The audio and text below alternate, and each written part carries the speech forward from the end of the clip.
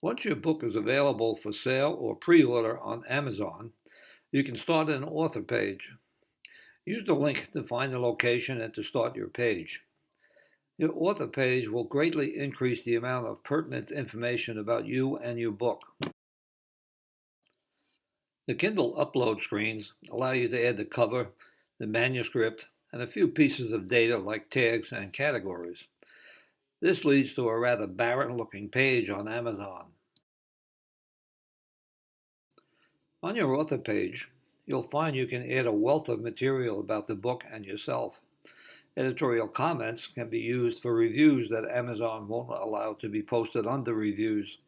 You can also copy and add 5-star reviews here so they jump out at the visitor. From the author section is a great spot to add bio information. Once you add all this material to the author page, it'll show up on your book page. You should spend some time adding this type of content to your author page. It can be used as a promotional tool.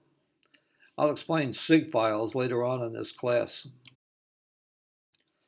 Your author page is capable of holding a plethora of information and material about you and your book. Take advantage of the opportunity presented here.